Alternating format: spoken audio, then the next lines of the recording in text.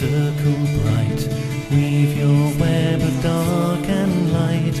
Earth, air, fire.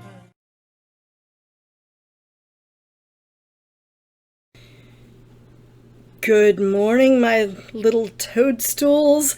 Welcome back to Witches of the Moon, Season 13, and I have no idea what week this is. I think it might be 5, possibly 6. Either way, this week we're talking about something very important and very pertinent to the witchcraft community, and that is going Skyclad. Now, what exactly does going Skyclad mean? It means in your birthday suit, clad only in the sky, clad in stars, moon-bathed, or as we say here in Texas, naked. That's what it means. So, you might be wondering, why in the world would you go Skyclad? So that's what we're going to be discussing this week, is the various aspects of working Skyclad, why we do it, what does that mean exactly, and what the heck, right? And I will just say that in the words of the illustrious Lori Cabot, keep Salem beautiful and wear robe, right? Wear robe, folks. Okay, so we're going to talk about why it's important to be Skyclad, or why we do that. Dr. Buckland tells you in Big Blue, or in the Buckland's Book of Witchcraft, that going Skyclad is important because working within ritual context, nudity is not meant to be sexually arousing per se. It can be. But it's more a matter of a naturalist perspective. In other words, when we work Skyclad, we do it because we are putting nothing between ourselves and deity. We are presenting ourselves to the Lord and Lady as we were created and put upon this earth. Clothing is an entirely human conception, and unfortunately, we have even spread this to dressing our animals. Poor things. So clothing originally, I believe, was probably not so much for modesty, though if you believe the Bible version, certainly that's where the concept of clothing in, because Adam and Eve were naked, and once they ate of the fruit of the tree of knowledge of good and evil, they realized they were naked and they understood the implications, and all of a sudden, now they're covering up. It was seen as something shameful. In the pagan community, we do not see nudity as something shameful. We see it as something natural. Now, that doesn't mean that at every pagan gathering you go to, people are going to be trouncing around naked, but I will warn you, if you're out there at Beltane or Beltane, you might want to be prepared for that. I would always check and make sure it's family friendly before you head out to that pagan event. But the fact of the matter is, for us, nudity is not always sexual.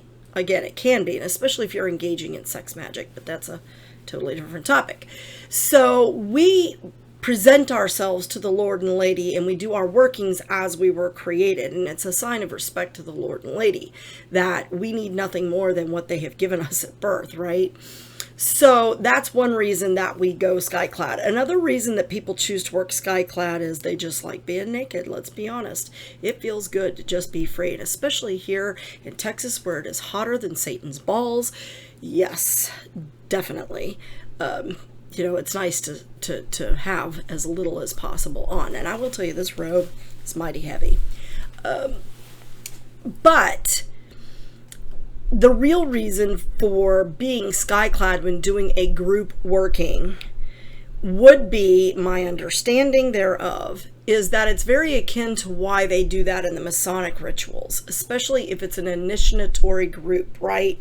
When you initiate into a group, you are a neophyte, you are new, you are a newborn babe, so to speak, within the craft. And so when you are initiating in the craft, often it is required of you to be Skyclad when you present yourself. And it's not just for the humbling aspects of being naked, because believe me, it is humbling to be naked in front of a group of people.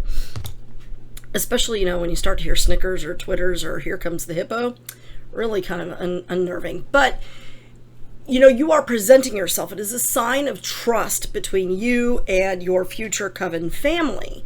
But it's also humbling. It does bring you back down to where you were when you were brought into this world and you knew nothing and you were learning, right? You're looking to the group for learning. So it's kind of multifaceted. It's there as a sign of trust that these people are not going to betray you. You have no way to defend yourself other than your 2 hands and feet, right? So you are putting yourself in a very vulnerable position, mentally, emotionally, spiritually, and physically. And so it allows you to come into the group as a neophyte, as a newborn, and to be accepted within that group as as you were when you were born, I guess would be the best way to put it. So being Skyclad really carries a lot of that. Now,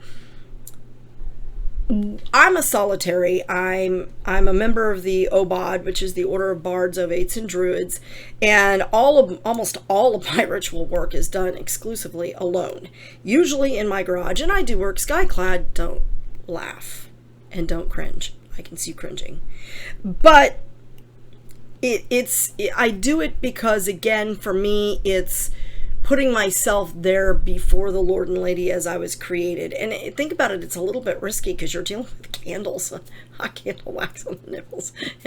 Well, that's for a different time. But it's one of those things where you are literally opening yourself to a little bit more element of you could get hurt, right? Harmed or burnt, or get a splinter or something of that nature. Now, I'm one of those people that I would romp around barefoot forever if I could. So stepping on things really doesn't bother me too much usually. But it's more a sign of respect and a sign of unity with nature in my mind. When I'm working Skyclad, for me, it is I am here as I am. Now, in the wintertime, I wear my robe because in the garage, it's freaking freezing. I can't really do rituals out in my backyard because the neighbors can see over my fence, and they do look. So, being out there and doing ritual, Skyclad would probably not be pleasant for any of us. I'm certain I would get the cops called on me. But I do it in the garage also because I'm dealing with candles, and I have my elemental pillar candles, and I like to have a concrete floor with a fire extinguisher nearby just for safety purposes. But it gets very cold, and so I will either put on slippers or I will wear my robe when I'm working in the wintertime. But other than that, I'm completely Skyclad, and I have bathed myself ritually. I am cleansed, I am emotionally cleansed, and I am completely open to what I will receive in the ritual. And that is one of the major reasons why I work Skyclad. Would I ever be willing to work Skyclad with a group? I've had somebody ask me that question, and I have to tell you, probably not. I am I don't mind if other people are nude. I'm just very self-conscious. When I was 20 years old and I was 111 pounds and I had a little hourglass figure and I looked a little something like, well, you can't rip her off up here. I've got her taped up there, but the goddess, with that little, curve, I probably would have been a little more comfortable, and I was also a little more adventurous then. But, I'm 47 years old. I've had 3 kids. My cortisol level, according to my doctor, is off the charts.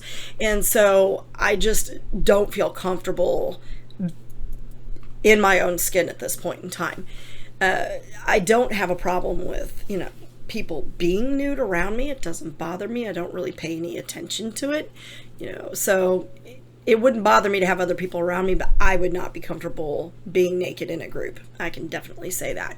So in terms of working with a group, since I'm solitary, it's not something I really consider. If that was part of a tradition and it was a requirement of every initiate, and I was choosing to initiate into that group and be initiated by the group as a whole, and it was a requirement, then I probably would do it. But it's not something I'm horribly comfortable with myself. Does some of that trace back to the Christianity I was raised with? I'm certain there is a root of that in there somewhere where you consider the modesty factor. But to me, the human body is a beautiful machine most of the time. So it's not something that I think of in that light generally, right? I'm certain in the back of my mind there's some of that there, but not on the whole. It really doesn't bother me too much.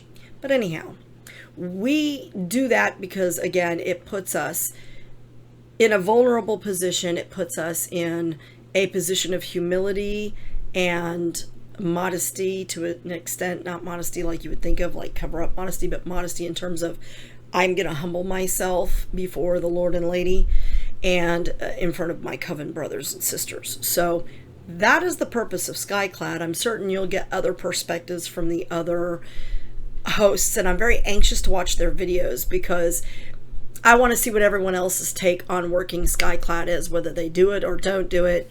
I have a feeling I know who does, and why they choose to work Skyclad if they do, if they've ever worked in a group. It would be interesting to see, just to get that perspective, because it's something that I actually have a little bit of heebie-jeebies about for myself. So, again, thank you so very much for watching. I hope you have a wonderful week, and please leave your comments below. If you have not checked out our Patreon page, the link is in the comments. Please do check out our Patreon and subscribe. You'll get additional content that you're not getting here.